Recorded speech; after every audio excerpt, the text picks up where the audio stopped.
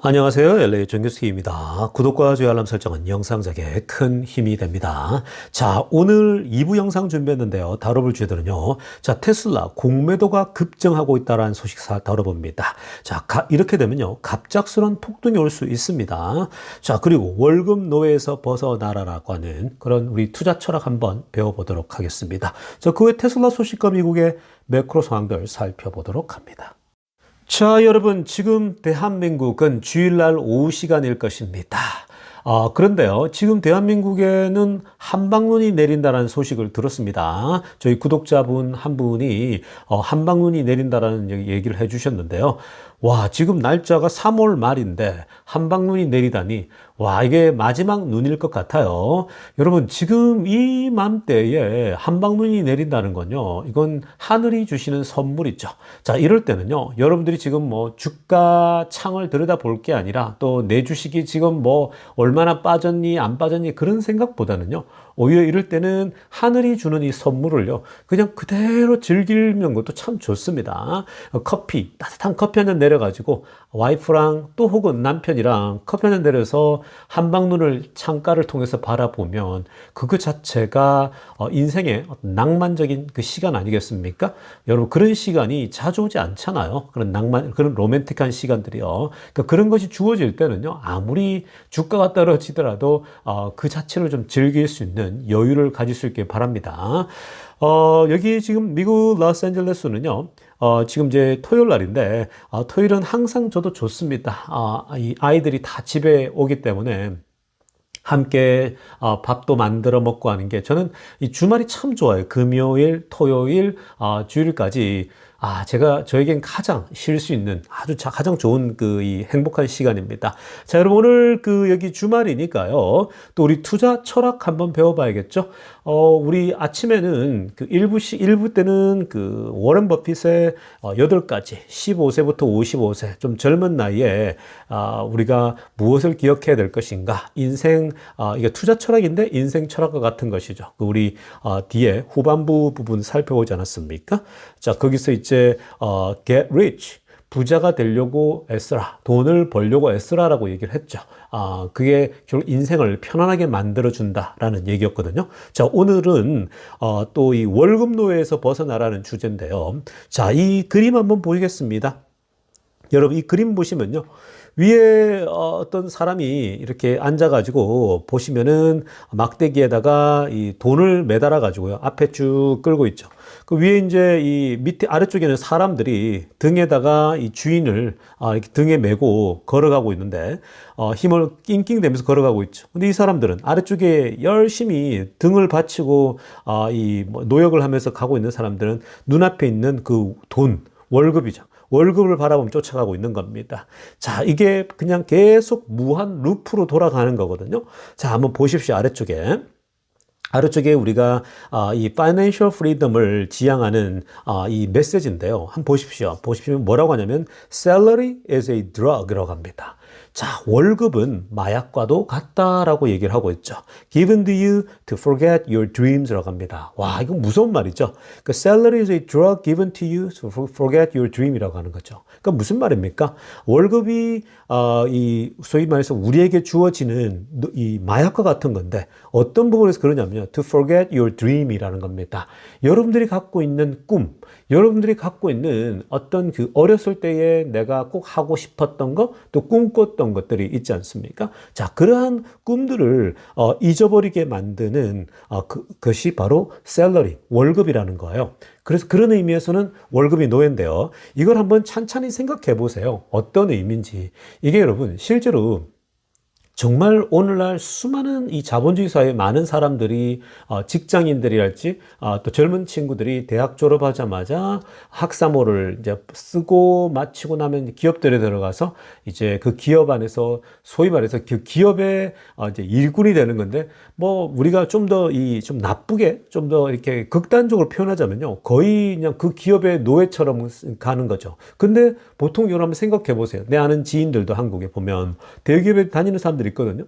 근데 그분들은 그냥 평생 바쳐요. 거의 20대 후반부터 들어가서 50대까지니까 그냥 거의 평생 젊은 시절을요, 바로 이 대기업에 들어가고, 대기업 들어가서 다 바치는 거거든요. 근데 대기업에서는 뭘 줍니까? 매달 따박따박 월급을 주죠. 물론 거기에다가 플러스로 또 뭐 보너스도 주기도 하고, 회사가 뭐 인센티브도 주기도 하고 뭐 그럽니다. 그리고 뭐 몇 가지 또 혜택이 있겠죠. 대기업은 그나마 좀 나아요. 근데 뭐 중소기업이랄지 좀 더 내려가면 내려갈수록 아무래도 인컴이 작아지잖아요. 그리고 실제로 대기업에만 갈 수 있는 숫자는 한정돼 있지 않습니까? 나머지는 또 나눠서 가야 되는 거예요. 그러니까 뭐 공무원을 하기도 하고, 구급 공무원, 제가 지난번에 공무원 얘기 들어보니까 우리 댓글에 한국의 그 구급 공무원 얼마나 일을 잘합니까? 동사무소에서 일하는 분들. 근데 그 월급이 200만 원인가? 뭐 250만 원, 300만 원이라 그랬나요? 그거밖에 안 된다라고 제가 되게 충격적이었거든요. 공무원들 월급이 이렇게 적은가 생각했습니다. 물론 또 뭐 공무원을 쭉 마치게 되면 월급은 작더라도 나중에 은퇴할 때 어떤 그 연금이나 이런 게 좋다라고 들었는데요. 자, 근데 여러분, 그런 것들을 여러분들이 이 어떤 그 메시지를 통해서 한번 총체적으로 다시 한번 생각해 보면 좋겠습니다. 자, 일단 여러분들 중에 그냥 나는 월급이 좋아, 난 따박따박 나오는 게 좋아라고 생각한다면요, 뭐 사실 이런 얘기가 안 들어올 수도 있지만 다시 한번 생각을 해보세요. 자, 일단 여러분, 왜 월급이 마약과 같냐면요, 특히 이제 여러분들의 꿈을 잊어버리게 하는 마약과 같냐면 실제로 그래요. 따박따박 월급이 나오잖아요. 처음에는 회사 들어가서 월급 받으면 너무 신나잖아요. 너무 좋거든요. 대학교 때 돈을 못 벌고 찌질하게 살다가 정말 열심히 공부하잖아요. 한국 같은 경우는 영어 공부해야 되죠. 뭐 토플이나 토익 시험을 준비하잖아요. 점수 뽑으려고 영어 학원 다녀야 되죠. 돈 쏟아 붓지 않습니까? 그리고 또 뭐 취업 준비하기 위해서 뭐 뭘 올리고 자격증 따고 해서 결국 들어가잖아요. 그렇게 큰 스펙을 만들어서 들어가는데 그러니까 그렇게 돈만 소비하다가 회사 들어가자마자 와, 이제 대기업이라고 막 월급이 따박따박 나오는데 너무 괜찮죠. 너무 멋지게 나오죠. 요즘 대기업이 그 초봉이 얼마인지 모르겠지만 뭐 평균 한국의 대학생들 초봉이 뭐 한 300, 400 정도 된다고 들었습니다. 뭐 기업마다 좀 천차만별이겠죠. 자, 어찌됐건 그게 사실 큰 돈도 아닌데 그거 받으면 어때요? 처음에는 너무 기분이 좋잖아요. 그러니까 그 돈 가지고 이제 막 쓰죠. 그러면서 기분 좋죠. 근데 그게 돈을 받다 보면요, 따박따박 그냥 늘 고정적으로 나오는 돈이라고 생각들을 하는 거예요. 그러니까, 나는 한 달, 예를 들면 매달 1일 날 월급이 나온다 그러면 1일 날만 기다리는 거죠. 근데 여러분 한번 생각해 보세요. 여러분들이 그 월급이라고 하는 건요, 이게 어떻게 여러분들에게 주어지냐면, 그게 여러분들이 큰 돈이라고 생각할 수 있겠지만요, 사실은 가만히 생각해 보면 여러분들이 아침에 일찍 일어나서 월요일부터 좀 금요일까지 저녁까지 정말 하루 종일 회사에 소위 말해서 회사에 있어서 여러분들의 시간과 에너지와 모든 걸 다 쏟아놓고 오는 곳이 바로 회사거든요. 그러니까 여러분들이 한 달 월급 받는 건요, 여러분들이 정말로 이 한 달 내내 여러분들의 모든 걸 다 바쳐서 나오는 보상이나 마찬가지라고요. 그러니까 사실 한번 생각해 보시면 그렇게 해서 20년을 30년을 내가 은퇴할 때까지 50, 뭐 혹은 60까지 간다 생각하면 여러분, 이게 뭔가 인생이 서글프지 않나요? 와, 내가 이렇게 그냥 회사의 남 밑에서 평생 그냥 부속품처럼 살아가는 거, 이게 그냥 그 회사의 기계처럼 살아가는 거잖아요. 물론 월급만 생각해서 그 월급이 우리 가족을 먹이고 내 아이들이 공부대 하고 이러면 그 자체만으로 소박하게 감사하죠. 근데 여러분, 우리가 지금 이 자본주의 시스템 안에서 그렇게 하다가 한번 생각해 보세요. 내가 일을 하다가도 몸이 아플 수가 있잖아. 그러면 회사 다니는 것도 나중에 그만둬야 될 수도 있는 거고요. 또 하다가 무슨 회사에 문제가 생겨가지고 회사에서 우리 보고 나가라 그럴 수도 있는 거예요. 뭐 회사에서 조기 은퇴, 조기 퇴직, 명예퇴직 이런 거 나오잖아요. 최근에 그런 바람이 좀 불고 있지 않습니까? 그런 것처럼 나는 평생 다닐 줄 알았더니 45세에 나가라 그러고 또 50세에 나가라고, 은행 쪽은 더 빨리 나가라 그러잖아요. 그러니까 요즘 또 AI 등장하니까 더 빨리 나가야 되는 거거든요. 그렇게 되면 갑자기 내몰리죠. 근데 여러분, 20대 때나 30대 때는 몰라요. 근데 40 넘어가잖아요. 그러면 그때 회사에서 나가라 그러면요, 불안한 거예요. 나가서 뭘 하지? 할 수 있는 게 없어요. 왜냐? 평생 여러분들 이 회사에서 부속품으로 살아왔거든요. 그러니까 할 수 있는 게 별로 없는 거예요. 내가 잘할 수 있는 거는 기업에서 보고서 쓰고 뭐 이런 건 거예요. 근데 정작 나가서 지금 40대 나가서 필요한 걸 하려고 하니까 이게 몸도 안 따라가는 거예요. 중요한 건 체력이 안 따라가는 거예요. 자, 그래서 여러분들이 그런 차원에서 보면요. 우리가 정말 모든 나의 시간과 에너지를 바쳐가지고 월급을 따박따박 받는 것에 익숙해져 있다고. 그런 의미에서 노예가 되는 거예요. 자, 그러면 여러분들이 언제까지 내가 일을 해야 될까? 언제까지 내가 월급만 받고 살아야 될까? 어떻게 해야 되겠습니까? 여러분들이 월급을 받으면 살아갈 때에 거기서 또 나태하면 안 됩니다. 어떻게 해야 되냐면 또 다른 인컴 소스를 어떻게 만들어낼까 찾아야 되는 거예요. 아, 내가 추가적인 수익을 어떻게 만들어낼까? 혹은 또 내가 어떻게 하면 이 회사를 빨리 은퇴하고, 조기 은퇴하고 내가 스스로 사표를 던지고 다른 좀 더 자유롭게 할 수 있을까? 좀 더 내가 여유롭게, 자유롭게. 그렇게 활동하는 파이어족도 많지 않습니까? 그러니까 뭐 그런 방법들이 여러 가지가 있단 말이에요. 그래서 우리가 여러분 한 번은 지금 우리가 평생 월급 노예로 살면서 내가 평소에 하고 싶었던 자유롭게 여행을 떠나고 자유롭게 내가 오랫동안 뭐 어디 외부에 나가 있을 수도 있고 그런 꿈을 꿀 수 있잖아요. 그렇다면 따박따박 나오는 월급에 마약처럼 중독되는 게 아니라 그 돈이 나오는 동안요, 최대한 시간을 단축시켜서 내가 어떻게 하면 회사를 그만두고 더 자유로운 인생, 그리고 좀 더 이 현금 흐름이 계속 생겨날 수 있는 그런 시스템을 구축할 것인가. 좀 더 나간다면 내가 월급을 받으면서 잘 연구하고 분석해서 내가 이제 오히려 회사 사장이 된다든지 내가 아니면 수장이 되는 거예요. 오히려 지금 사진에서 그림에서 밑바닥에서 열심히 노예질하면서 월급만 받는 사람이 아니라 여러분들이 위로 올라가는 거죠. 물론 이 사진은요, 위에 사람을 정말 나쁜 사람으로 묘사했지만 여러분들이 자본주의 시대는 자본가가 되려고 애를 쓰면 좋고요. 그리고 남 밑에서 일하는 사람이기보다는 여러분들 스스로가 주인이 되려고 하고 스스로가 사장이 되려고 하는 건 굉장히 중요합니다. 그래야 여러분들 시간을 주체적으로 쓸 수 있고 자유롭게 활용할 수가 있는 거거든요. 그래서 어떻게든 월급 받는 동안 또 다른 내가 현금 흐름을 만들 수 없을까? 또 어떻게 내가 그러니까 그 결국은요, 투자를 계속해 나가야 되는 거예요. 투자를 해서 월급 받는 동안 투자를 잘해서 여러분들이 자산을 키워나가고 어느 정도 자산이 키워지면요, 한 10억 정도 자산을 만들고 나면 거기서부터 부풀어지는 건 또 이제 한 단계 또 업그레이드가 되는 거거든요. 그러면 여러분들이 40대 때 초반에도 은퇴할 수가 있어요. 회사 사표 던지고 나올 수 있는 거예요. 그러니까 여러분, 월급 노예라고 하는 건요, 이런 겁니다. 월급 자체가 나쁘다라는 게 아니에요. 그게 여러분들 가족을 먹이는데. 근데 그것 때문에 그거 만족하지 않습니까? 그러면 아무것도 안 하려고 하는 거거든요. 그러니까 여러분들이 월급 받는 동안은요, 차라리 아이디어를 생각하고 여러 가지 구상들을 하셔야 돼요. 근데 사실 월급이 따박따박 들어오면요, 다 잊게 돼요. 정말 그게 마약과 같아요. 아무것도 새로운 걸 하려고 안 해요. 왜냐? 그냥 나 기계적으로 이렇게 하면 나오니까. 그리고 뭔가 새로운 걸 하려고 하니까 몸도 피곤한 거고요. 그러니까 더 오히려 월급이 따박따박 나올 때 안정적으로 수익이 계속 창출되고 있으니까 그 짜투리 시간들을 잘 활용해가지고요, 투자도 하고 계속 그렇게 자산을 불려 나가야 되는 겁니다. 자, 아무튼 여러분, 월급 노예에서 벗어나는 것들 다시 한번 여러분들 리마인드 해주면서 여러분들이 한번 인생에 대해서 내가 이렇게 살아가는 것이 바른 것인가, 내가 이렇게만 월급만 받아가면 따박따박 받으면서 살아가는 것이 정말로 이게 바른 길인가, 인생에 대해서 다시 한번 생각해보는 그런 시간 되기를 바랍니다. 자, 이어서 살펴볼 우리 핵심 뉴스 하나는요. 자, 주말 동안 트럼프 대통령이 자동차 관세에 대해서 지금 그 중요한 얘기를 또 하나 했거든요. 자, 여러분, 지금 자동차 관세 25%씩 부과한다고 했더니 지금 뭐 난리가 아니지 않습니까? 주가가 또 곤두박질 쳤는데, 자, 근데요, 오늘 트럼프 대통령이 이 관세 25% 때문에 기존 자동차 업체들이 자동차 가격을 올릴지도 모른다라는 얘기에 대해서요, 굉장히 좋지 않은 심기를 드러냈습니다. 자, 보십시오. 핑크빛으로 하나 보세요. He couldn't care less if automakers raise car prices in response to the plan that tariffs on auto imports라고 합니다.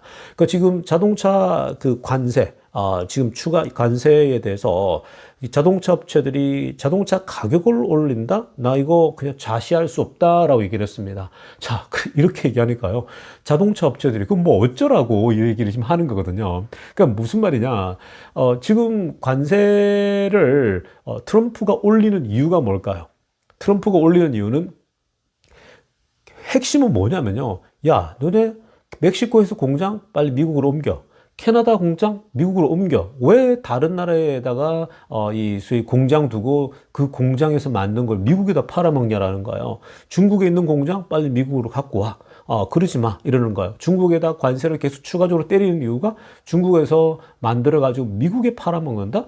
야, 미국 회사가 적어도 미국 회사는 그렇게 하면 안 된다면서 미국 회사들은 미국에서 공장 세우고 자동차 만들면 관세 없지 않냐? 이게 트럼프의 보관이거든요. 근데 지금 이 자동차 회사들은 오히려 어떻게 하냐면요. 관세가 들어오니까 그럼 어떻게 해요? 공장 옮길 생각은 안 해요. 사실 쉽지 않죠. 그 다 지어놓은 걸 어떻게 옮기겠습니까? 근데 어떻게 생각하냐면요. 우리 가격 올려야지 그러면 이러는 거예요. 자, 가격을 올린단 말은 기업 입장에서 뭐예요? 가장 손쉬운 건데 이 가격을 올린다는 것은 소비자에게 전가를 하는 거죠. 자, 이렇게 되면 어떻게 됩니까? 물가가 지금 말 그대로 올라가잖아요. 소비자들이 자동차를 사려고 하는데 가격이 올라가요. 뭐 지금 6,000불에서 뭐 12,000불까지 올라가자. 15,000불까지 올라간다고 그랬지 않습니까? 자, 이렇게 되면 사실 트럼프가 계획한 대로 가는 게 아니라 오히려 물가 상승만 자극하는 거죠. 그러니까 이건 트럼프가 원하는 게 아니에요. 트럼프가 원하는 건 기업들이 찾아오는 건데 지금 가격을 올리겠다는 것은 물가만 자극하는 거죠. 그러니까 좌시하지 않겠다라는 거야. 그러니까 지금 또다시 트럼프가 어떻게 나올지가 궁금하죠. 아마 월요일 또 화요일 대안을 마련해봐 이렇게 해서 비서진을 통해 가지고 해서 또 어떤 후속 조치가 나올 수 있겠죠. 니네 자동차 업체들 가격 올리면 알아서 해 이렇게 될 수 있겠죠. 뭐 그렇게 아마 좀 더 강한 드라이버가 나올 수도 있습니다. 이렇게 되면 기업들은 도대체 뭐 어쩌라는 거냐 이렇게 되는 거죠. 그러니까 결국은 이 현대가 미국에다 공장 세운다는 것처럼 자기들도 공장을 미국에 세우기를 푸시하지 않을까. 아무튼 지금 뭐 이 점입 가경으로 빠지고 있는 형국입니다. 자, 지금부터는요, 테슬라 소식 집중적으로 들여다보겠습니다. 자, 가장 먼저 살필 소식은요, 테슬라 공매도 소식입니다. 자, 공매도가요, 테슬라 공매도가 아주 막 폭증하고 있습니다. 빠르게 공매도의 그 양 자체가요, 계속 쌓여가고 있는 중이거든요. 자, 그렇다면 우리 쪽에 한번 우리 전체 데이터를 좀 보시면서, 지난 지금 그 12월부터 해가지고 지금 한 3월까지 대략, 한 3개월 동안 지금 데이터를 보면요, 재미난 흐름이 관찰됩니다. 자, 먼저요, 여러분. 이 아래쪽에 저 12월 13일 데이터 있죠? 12월 13일 날에 공매도가 그때 지금 보시는 것처럼 8천만 개 정도, 8천만 정도 쌓여 있거든요.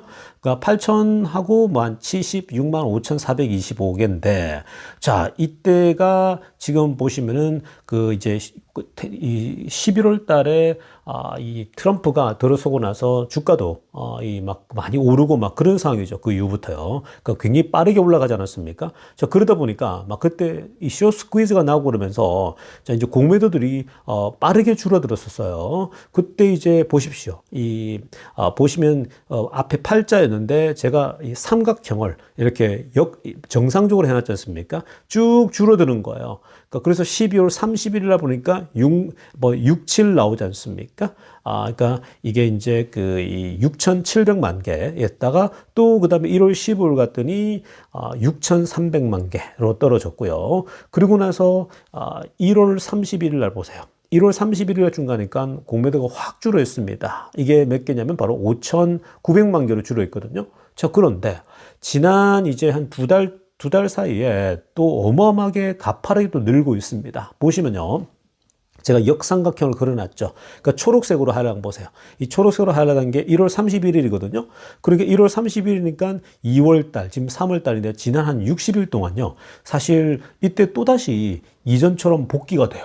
이전처럼 다시 공매도가 쫙 올라가는데, 자, 지금 5,900만 개에서 다시 6,100, 그리고 6,700, 그리고 나서 8,100, 이렇게 올라가지 않습니까? 이전보다도 더 많아졌어요. 그러니까 맨 아래쪽에 파란색으로 하이라이트한 거 12월 13일 요때 하여튼 12월 달 초까지만 초부터 해가 쭉 올라온 건데 이게 이제 쭉 내려갔단 말이에요. 내려갔다가 다시 지금 1월 지난 2월 3월 이때 올라오는데 이게 왜 그럴까요? 공매도가 쭉 올라오는 건요. 지금 트럼프가 이 1월 달에 취임하고 나서요.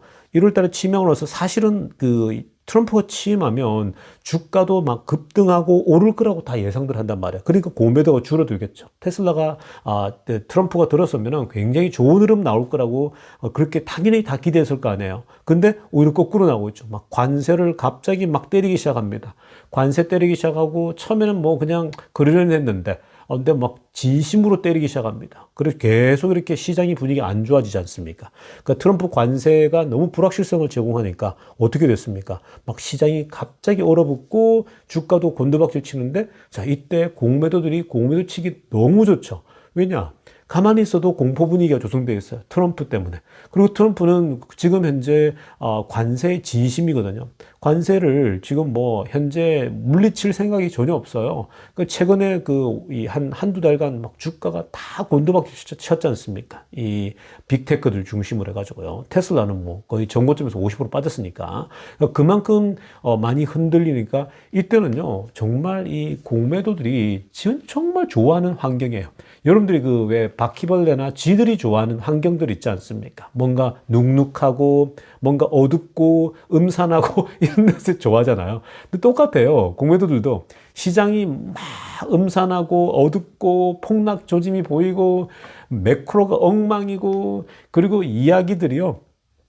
미국이 경기 침체로 간다. 경기 침체를 넘어 스태그플레이션으로 간다. 등등 이런 안 좋은 소식들만 막 들립니다. 세상이 다 무너질 것 같은 막 그런 소식들이에요. 근데 거기에 가장 저변에 있는 그 원인 제공하는 게 뭡니까? 그게 관세거든요. 그러니까 관세 발언이 나올 때마다, 트럼프의 발언이 나올 때마다 사실 주가는 계속 곤두박질 치고 이거는 공매도들에게 너무나도 장난치기 좋은 소스가 되는 겁니다. 그러니까 공매도를 자꾸만 힘을 더 실는 거죠. 분량을 더 올리는 겁니다. 왜냐하면 더 많이 버니까. 그래서 점점 더 지금 보면은 트럼프가 들어서고 나서 많이 줄어 있다가 공매도들이 많이 쫄아 있었거든요. 근데 다시 이전처럼 복귀되면서 거꾸로 올라오고 있는 모습입니다. 자, 여러분, 이렇게 되면 여러분들이 지금 데이터를 좀 보십시오. 맨 위에 보면요. 지난 한 60일 동안요, 한 38%까지 올랐습니다. 공매도가. 그러니까 공매도가 거의 한 40%더 추가적으로 올랐다는 거거든요. 많아진 거죠. 그래서 8,100만 개 이상, 100만 주 이상 늘어났다는 거고, 뭐 전체 플롯에서는 2.9% 정도인데, 뭐 어찌됐든 간에 중요한 건요, 추세거든요. 그러니까 지난 한 두 달 동안 60일 사이에 무려 거의 한 40% 가까이 뛰어올랐다고 하는 건요. 그만큼 지금 공매도가 많이 몰리고 있다는 거예요. 자, 그런데 여러분, 공매도라는 걸요, 너무 겁먹을 필요 없습니다. 오히려 공매도가 쌓이고 또 쌓이지 않습니까? 그러면 그 공매도 덕분에요, 주가는 스퀴즈가 크게 납니다. 여러분 기억나시죠? 지난번에 계속 안 좋다가 트럼프가 들어서니까 미친 상승을 하잖아요. 그게 뭐냐면요, 그냥 아무 생각 없이 공매도 치고 있던 사람들이 갑자기 그냥 뭐 번개가 천둥번개가 날벼락이 닥친 거죠. 그러니까 막 후다닥 빨리 정리해서 막 팔아야 되는 거였거든요. 트럼프가 갑자기 이제 대통령 되면서 막 이렇게 바뀐 거거든요. 마찬가지입니다. 지금 공매도가 쌓여 있죠. 지금은 얘네들이 파티를 즐기고 있습니다. 어마어마한 파티를 즐기고 있죠. 근데 조만간에 여러분, 이 또 갑자기 트럼프의 관세 정책으로 이렇게 됐기 때문에 관세의 어떤 변화가 딱 어떻게 다가오지 않습니까? 다가오면요, 바로 그날이 이 공매도들의 제삿날이 되는 거예요. 근데 보통 공매도들도요, 치다 보면은 막 너무 자기들도 돈이 막 벌리게 신날 거 아니에요. 근데 막 하향으로 베팅하다가, 근데 이게 갑자기 시장이 갑자기 바뀌지 않습니까? 한순간에도 바뀌거든요. 트럼프 말 한마디에. 그러다 보면 이 공매도들이 뭐 어떻게 돼요? 스퀴즈가 막 크게 나겠죠. 막 처음에는 돈 좀 버니까 막 친단 말이에요. 그러다가 막 그냥 갑자기 허둥지둥 하다가 돈을 그냥 번 거 다 잃고 나오는. 그러다가 테슬라에 공매도 쳐가지고 파산 안 하는 친구들이 없지 않습니까? 늘 그냥 어마어마하게 손실을 보고 다 나오거든요. 그게 테슬라예요. 그러니까 테슬라가 다른 기업들하고 차이는요, 테슬라는 저력이 있어요. 테슬라는 다른 뭐 공매도들의 밥이라고 생각하는 그런 주식들과는 다르게요. 테슬라는 워낙 이 힘이 강하잖아요. 그리고 머스크의 힘이라는 게 있거든요. 그러다 보니까 절대로 우리가 주식시장의 격언이 연준에 맞서지 말고 머스크에게 맞서지 말라라는 그 격언이 있는 게요, 절대로 don't bet against 일론 머스크라는 거거든요. 머스크에 맞서지 말라는 건데, 이번에도 제가 볼 때는 지난 한 두 달 사이에 어마어마하게 몰린 공매도들이 스퀴즈가 나올 거라고 충분히 예상되어집니다. 쇼 커버링이요, 어마어마하게 나타날 겁니다. 이래 되면 주가가 막 급등하겠죠. 그래서 $400 오르고 하는 것들이요, 한순간이에요, 테슬라는요. 그러니까 지금 여러분 막 또 테슬라 뭐 시애틀에서 데모하는 거 프로테스트 나오죠. 막 밴들리즘 나오죠. 지금 막 계속 나오지 않습니까? 막 테슬라 테이크다운이라는 그 팀들이 막 움직여가지고 막 언론에 나오고 있는데 다 무너질 것 같아 보이지 않습니까? 그렇지 않습니다. 이런 위기는요, 2022년도에 비하면 아무것도 아니에요. 그냥 이 정도면요, 그냥 애교 수준이라고 보면 됩니다. 그냥 이거 다 지나가는 거예요.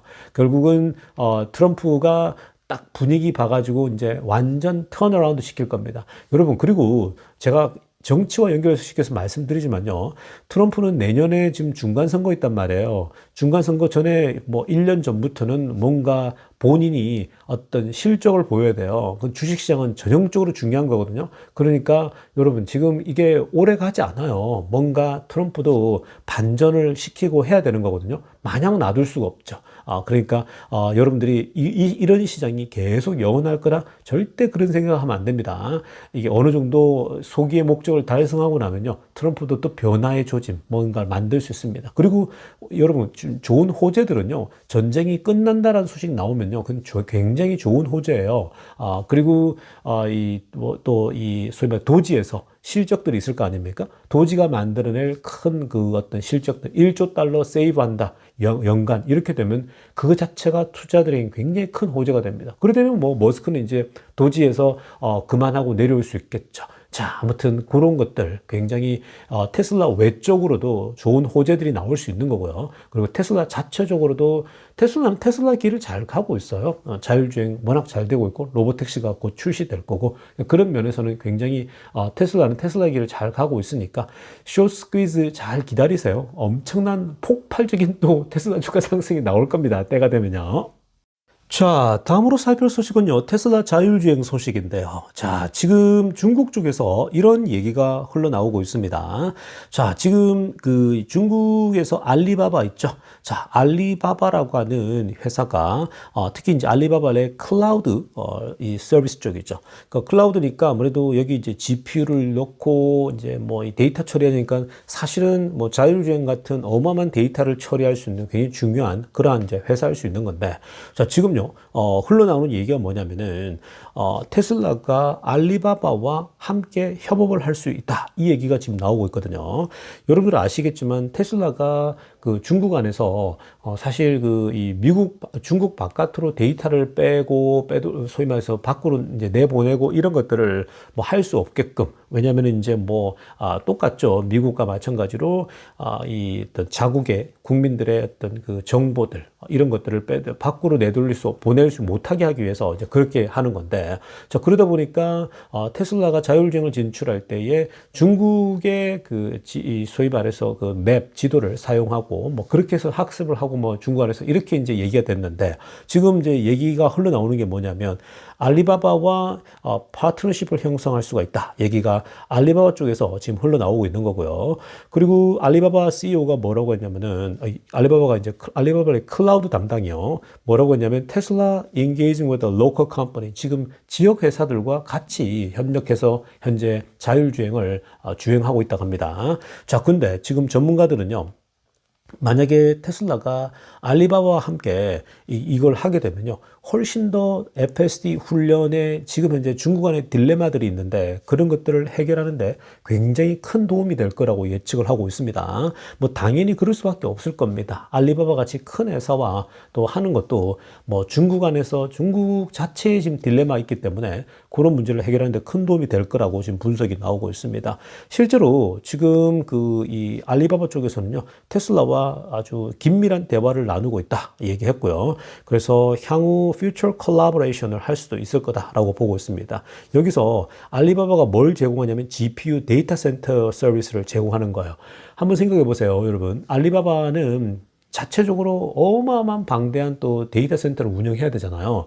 왜냐하면 자신들의 플랫폼 또 이 정보 데이터를 처리해야 되니까. 그러니까 자연스럽게 이 알리바바의 GPU 데이터 센터를 쓰게 되면 GPU가 워낙 빠르지 않습니까? 그러니까 이런 거를 쓰게 되면 이 테슬라 FSD가 중국 안에서 지금 남아있는 과제들 학습해야 될 게 좀 있지 않습니까? 그 자료들을 학습시킬 수 있다. 라고 보고 있습니다. 이건요, 이 테슬라가 뭐 나중에 발표 나올 텐데, 테슬라도 어떤 게 더 나은지 이제 살펴보고 있겠죠. 그래서 지금 현재로서는요, 굉장히 협력하게 되면 테슬라 자율주행이 더 완성도가 더 높아질 것이다.